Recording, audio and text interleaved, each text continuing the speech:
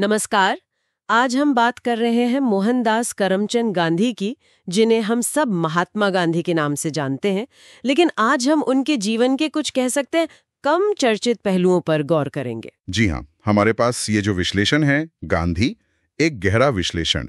इसके आधार पर हम कोशिश करेंगे कि राष्ट्रपिता वाली छवि से थोड़ा हटकर उनके व्यक्तित्व की जो जटिलताएं हैं, जो उलझने हैं, उन्हें समझें। बिल्कुल, मतलब सिर्फ एक तरफा तस्वीर नहीं बल्कि एक संतुलित नजरिया बनाने की कोशिश।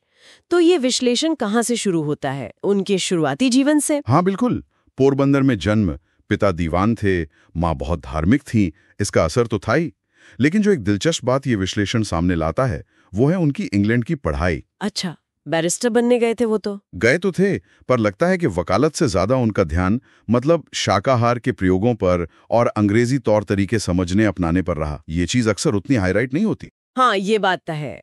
और क्या पहलू है उनके व्यक्तित्व के बारे में?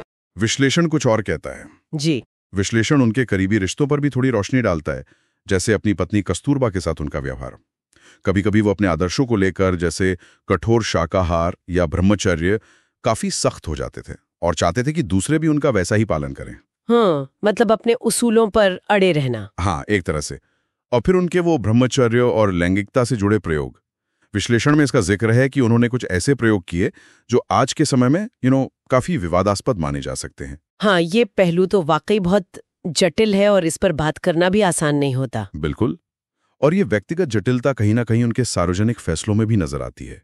जैसे कि विश्लेषण इस सवाल को उठाता है कि भगत सिंह और दूसरे क्रांतिकारियों की फांसी रुकवाने के लिए गांधी जी ने क्या पर्याप्त प्रयास किए। ये एक बहुत बड़ा सवाल रहा है हमेशा। हाँ, क्योंकि ये उनकी अहिंसा की नीति और उस वक्त की जो क्रांतिकारी राष्ट्रवाद की लहर थी, उसके बीच एक तनाव दिखाता है। विश्लेषण के मुताबिक शायद उन्होंने उतने मुखर कदम नहीं उठाए जितनी कुछ लोग उम्मीद कर रहे थे। और भारत का विभाजन, वो तो इतिहास का एक बहुत ही दर्दनाक अध्याय है। उसमें उनकी भूमिका पर विश्लेषण क्या कहता है? देखिए, विश्लेषण ये साफ करता है कि उन्होंने नेहरू और जिन्ना के बीच मध्यस्थता की बहुत कोशिश की। वो विभाजन के सख्त खिलाफ थे। हाँ, ये तो सब जानते हैं। पर जब विभाजन हो गया तो उसके बाद जो भयानक हिंसा भड़की, उसे वो रोक नहीं पाए। तो यहाँ उनकी प्रभावशीलता पर या उनके तरीकों पर सवाल उठाए जाते हैं। जैसा विश्लेषण में बताया गया है, वो एक तरह से असफल रहे उसे रोकने में। दक्षिण अफ्रीका की बात करें तो वहां उनके काम की तो बहुत तारीफ होती है। हाँ, बिल्कुल होती है। उन्होंने वहां भारतीय समुदाय के हकों के लिए बहुत संघर्ष किया। लेकिन विश्लेषण एक और परत जोड़ता है। दस्तावेज के अनुसार अफ्रीकी अश्वेत लोगों के प्रति उनके जो शुरुआती विचार थे, उनमें कुछ पूर्वाग्रह था। हाँ, कुछ ऐसी झलक मिलती है। एक जगह उन्हें असभ्य या अनसिविलाइज्ड कहने का भी जिक्र है। ये उनके विचारों के विकास को दिखाता है या शायद शुरुआती सीमाओं को? और उनकी आत्मकथा सत्य के प्रयोग, उसमें भी तो उन्होंने खुद ही कई चौंकाने वाली बातें लिखी हैं। बिल्कुल, वो खुद अपने जीवन के कई, कह सकते हैं, असामान्य और बहुत निजी पहलुओं को खोलकर रखते हैं। जैसे उनके ब्रह्मचर्य के प्रयोग, युवा महिलाओं के साथ सोने वाले प्रयोग, ये जांचने के लिए कि क्या उन्होंने वासना पर पूरी तरह विजय पाली है। हाँ, वो बातें तो उस समय भी और आज भी बहुत बहस का विषय रही हैं। सही कहा। विश्लेषण भी इसी ओर इशारा करता है कि ये चीजें गंभीर नैतिक सवाल खड़े करती हैं। तो अगर हम इस पूरे विश्लेषण को देखें, हाँ। तो गांधी जी की विरासत वो कैसी नजर आती है? एक मिलीजुली तस्वीर? हाँ, कह सकते हैं।